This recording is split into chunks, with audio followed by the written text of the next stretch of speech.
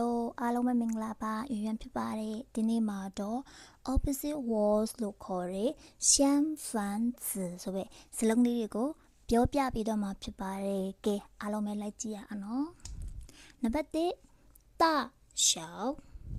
大ဆိုတာကကြီးတော့小ဆိုတာကငယ်တော့高矮高ဆိုတာကမြင့်တော့矮ဆိုတာကပူတော့老年轻老ဆိုတာကအသက်ကြီးတာကိုပြောတာ年轻ဆိုတာကအသက်ငယ်တာကိုပြောတာပါ热冷热ဆိုတာကပူတာကိုပြောတာ冷ဆိုတာကအေးတာကိုပြောတာပါ快慢快ဆိုတာကမြန်တာကိုပြောပြီးတော့慢ဆိုတာကနှေးတာကိုပြောတာဖြစ်ပါတယ်你们学会了吗拜拜 see you next video 谢谢大家哦